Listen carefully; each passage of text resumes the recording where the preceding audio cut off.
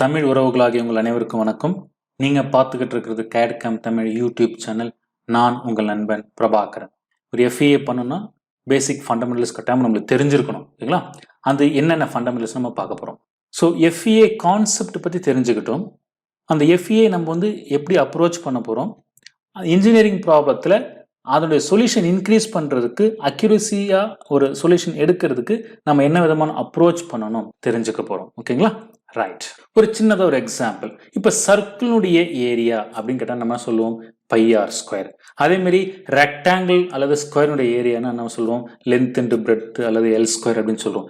எப்படி இதெல்லாம் சொல்றோம்னா, இதுதான் ஒரு standard shapes. We have a formula. அதே மாதிரி பார்த்தீங்கன்னா நிறைய ஷேப்ஸ் இருக்கு. Square, trapezium, ellipse, triangle, circle, இது எல்லாமே ஒரு ஸ்டாண்டர்டான ஷேப்பு. இந்த ஸ்டாண்டர்ட் ஷேப்புக்கு நம்மளுக்கு ஃபார்முலாஸ் இருக்கு. இன்ஜினியரிங் ப்ராப்ளத்தில் எல்லாமே இதே ஸ்டாண்டர்ட் ஷேப்பில் இருக்குன்றது அவசியம் கிடையாது. இதே ஸ்டாண்டர்ட் ஷேப்பில் இருக்காது. ஸோ ஒரு இர்ரெகுலர் ஷேப்ஸில் இருக்கும். ஃபார் எக்ஸாம்பிள் இங்கே பார்த்தீங்கன்னா உங்களுக்கு கிராங்க் ஷாஃப்ட் இருக்குது. இந்த கிராங்க் ஷாஃப்டோட கிராஸ் செக்ஷன் பார்த்தீங்கன்னா ஒரு இர்ரெகுலர் ஷேப்ஸில் இருக்கும். ஹூக்ஸ் எடுத்துங்க, ஒரு இர்ரெகுலர் ஷேப்ஸில் இருக்கும். ஓகேவா? அந்த மாதிரி இருக்கக்கூடிய ஒரு இர்ரெகுலர் ஷேப்ஸுடைய ஏரியா எப்படி கண்டுபிடிக்கிறது? ஏன் நான் ஏரியா பற்றி பேசுகிறேன் அப்படின்னு பார்த்தீங்கன்னா, பேசிக்ஸ் ஏரியாவில் தான் ஆரம்பிக்குது. If you know the area, we can find out the stress, strain, deformation எல்லாத்தையும் கண்டுபிடிக்கிறதுக்கு ஏரியா ரொம்ப ரொம்ப மஸ்ட். ஸோ அந்த கான்செப்ட் வச்சுட்டு இப்போ நான் உங்களுக்கு டிஸ்கிரைப் பண்ண போறேன். ஓகேங்களா? ரைட். ஃபார் எக்ஸாம்பிள் இப்படி ஒரு ஷேப்ஸ் இருக்குன்னு வச்சுக்கோம். இந்த ஷேப்னுடைய ஏரியா எப்படி கண்டுபிடிக்கிறது?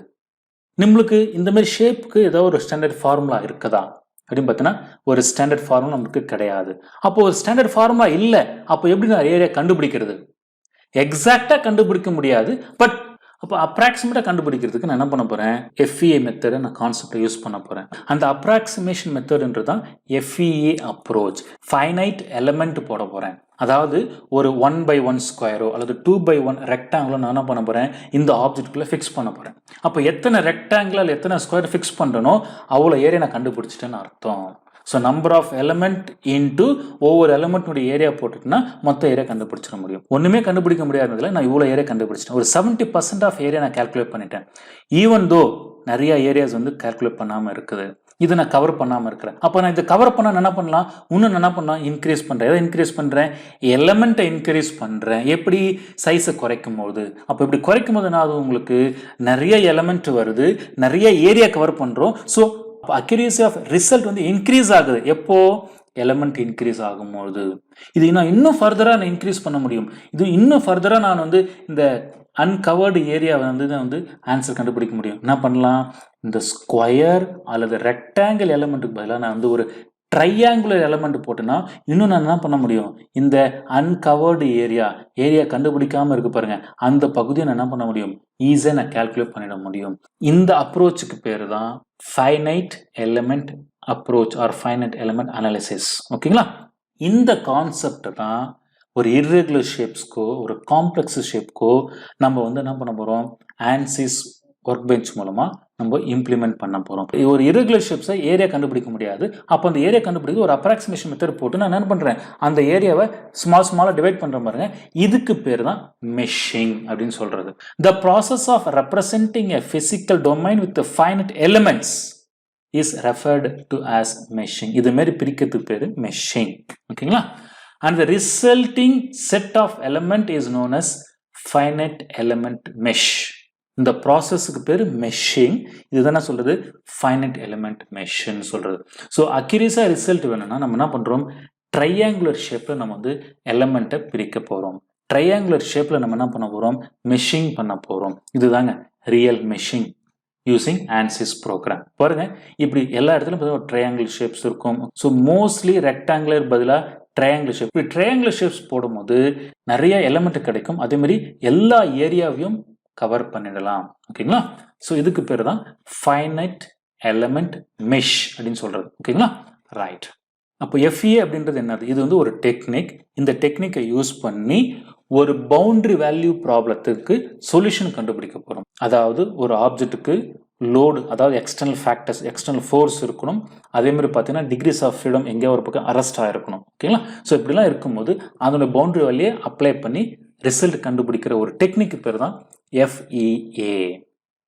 இந்த FEA நம்ம எங்க யூஸ் பண்ண போறோம் பார்த்தீங்கன்னா மோஸ்ட்லி காம்ப்ளிகேட்டட் ஜியோமெட்ரி இர்ரெகுலர் ஷேப்ஸ்க்கு யூஸ் பண்ணுவோம்.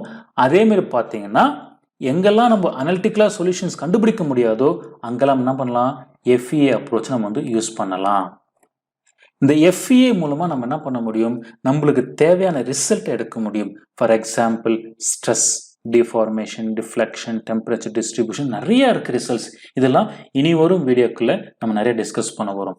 FEA software, finite element analysis சாஃப்ட்வேர்ல என்னென்ன மார்க்கெட்ல அவைலபிளா இருக்கு அப்படின்னு பார்த்தீங்கன்னா ஆன்சிஸ் ஒர்க் பெஞ்ச் மட்டும் கிடையாது, நிறைய பேக்கேஜஸ் மார்க்கெட்ல இருக்கு. இப்போ எப்படி நம்ம மாடலிங்க்கு Creo, SolidWorks, AutoCAD, AutoCAD Fusion 360 so மாதிரி நிறைய சாஃப்ட்வேர்ஸ் இருக்கும். அதே மாதிரி அனாலிசிஸ்க்கும் நிறைய software all over the world available. Example பார்த்தீங்கன்னா Ansys workbench, HyperMesh, Nastran, Adina, LS Dyna, Marc, Cosmos, Abaqus, இது மாதிரி நிறைய ப்ரோக்ராம்ஸ் அவைலபிளாக இருக்குது. ஒவ்வொரு ப்ரோக்ராமும் ஒவ்வொரு விதமான ஃபீச்சர்ஸோடு தான் நம்ம மார்க்கெட்டில் யூஸ் பண்ணிக்கிட்டு இருக்கிறோம். சில ஆன்சிஸ் ப்ரோக்ராம் வந்து it is very excellent for 3 dimension modelling, 3 dimension analysis. சில FEA packages is used for extensively for surface modelling. அதே மாதிரி சில R&D ப்ராஜெக்ட்ஸ்க்கெலாம் நிறைய பார்த்தீங்கன்னா இந்த மாதிரி ஹைப்பர் மெஷ் யூஸ் பண்ணுறாங்க, அபாக்கஸ் யூஸ் பண்ணுறாங்க. Okay right. ஸோ அதே மாதிரி பார்த்தீங்கன்னா அப்ளிகேஷன்ஸ்க்கு ஏற்ற மாதிரி ப்ரோக்ராம்ஸ் நம்ம யூஸ் பண்ணிக்கலாம். ஓகேங்களா ரைட். ஸோ ஆன்சிஸ் நிறைய பேசுறதுக்கான காரணம் என்னன்னு பார்த்தீங்கன்னா இது வந்து ரொம்ப user friendly and commercially education institutions and industries there using it now. ஓகேவா. இப்போ ஆன்சிஸ்னுடைய லோகோ இதாங்க. இப்போ இனிஷியலாக வந்து லோகோ தான் நம்ம பார்த்துட்டு இருக்கிறீங்க மேலே ஆன்சிஸ்ன்றது. இப்போ அது கிடையாது, லோகோவை ரீடிசைன் பண்ணியிருக்கிறாங்க. ஆன்சிஸ் அப்படின்றது தான், இதுதான் லேட்டஸ்ட் லோகோ. இப்போ லேட்டஸ்ட் ரிலீஸ் வந்து 2021 R2 ரிலீஸ் 2ன்னு அர்த்தம். ஓகே. அப்போ ஆன்சிஸ் ANSYS அப்படின்றது என்னது அப்படின்னு பார்த்தீங்கன்னா அனாலிசிஸ் ஆஃப் அ சிஸ்டம் அப்படின்றதான் அர்த்தம். இது வந்து ஒரு அமெரிக்கன் பேஸ்டு கம்பெனி. இந்த ப்ராடக்ட் மூலமாக நீங்கள் என்ன பண்ணலாம், டிசைன் பண்ணலாம், டெஸ்டிங் பண்ணலாம். So different kinds of test, different kinds of results நம்மளால எடுக்க முடியும். ஸோ இப்போ ஆன்சிஸ்னுடைய ரிலீஸ் லேட்டஸ்ட் ஃபியூ ரிலீசஸ் மட்டும் நான் காட்டிட்டு இருக்கிறேன். ஸோ ஹிஸ்ட்ரி நிறையா இருக்குது. ஓகேங்களா. இப்போ இந்த வீடியோ பார்த்துட்டு இருக்கிற நண்பர்கள், இப்போ நீங்கள் ஆன்சிஸ் சாஃப்ட்வேர் வேணும், ஆன்சிஸ் சாஃப்ட்வேர் இருந்தால் ஒர்க் பண்ணுறதுக்கு நல்லாயிருக்கும் அப்படின்னா நீங்கள் எங்கேயும் போய் அலைய தேவையில்ல. ஆன்சிஸ்னுடைய வெப்சைட்லேயே உங்களுக்கு வந்து ஸ்டூடெண்ட்ஸ் வெர்ஷன் ஃப்ரீயாக கொடுத்துருக்குறாங்க. ஈஸியாக டவுன்லோட் பண்ணிக்கலாம். ஜஸ்ட் இந்த லிங்கை கிளிக் பண்ணுங்கள். டைரெக்டாக போனீங்கன்னா டவுன்லோட் ஆன்சிஸ் ஸ்டூடெண்ட் வெர்ஷன், லேட்டஸ்ட் வெர்ஷனை நீங்கள் டவுன்லோட் பண்ணிக்கலாம். ஸோ இங்கே போனால் உங்களுக்கு எல்லா விதமான இன்ஃபர்மேஷன்ஸும் உங்களுக்கு இருக்கும். ஓகேங்களா ரைட். எப்படி இன்ஸ்டாலேஷன் பண்ணுறது, ஸோ இந்த ப்ரொசீஜர் முதற்கொண்டு சாம்பிள்ஸும் உங்களுக்கு கொடுத்துருப்பாங்க. ஓகேங்களா. ஓகே. நெக்ஸ்ட் வந்து சிஸ்டம் ரெக்யர்மெண்ட். இப்போ உங்களுடைய கம்ப்யூட்டரில் ஆன்சிஸ் ஒர்க் பண்ணணும் அப்படின்னா 64 பிட்டாக இருக்கணும், தென் விண்டோஸ் 10 இருக்கணும் கம்பல்சரியா. ஓகேங்களா.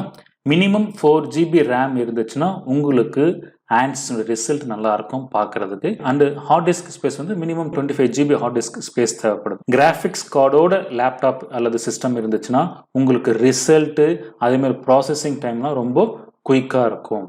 Okay right. சரி நண்பர்களே, இது வரைக்கும் நம்ம FEA ஃபண்டமெண்டல்ஸ், கான்செப்ட்ஸ், பேசிக்ஸ் பார்த்துருக்கோம். நெக்ஸ்ட் செஷன்ல வந்து நம்ம வந்து ஆன்சிஸ் ஒர்க் பெஞ்ச் பற்றி நம்ம வந்து டீட்டெயிலாக படிக்க போகிறோம். ஓகேங்களா. இந்த வீடியோ உங்களுக்கு ரொம்ப பிடிச்சிருக்குன்னு நினைக்கிறேன். பிடிச்சிருந்துச்சுன்னா லைக் பண்ணுங்க, ஷேர் பண்ணுங்க, கமெண்ட் பண்ணுங்க, உங்கள் நண்பர்களுக்கும் இந்த வீடியோவை ஷேர் பண்ணுங்க. தேங்க்யூ.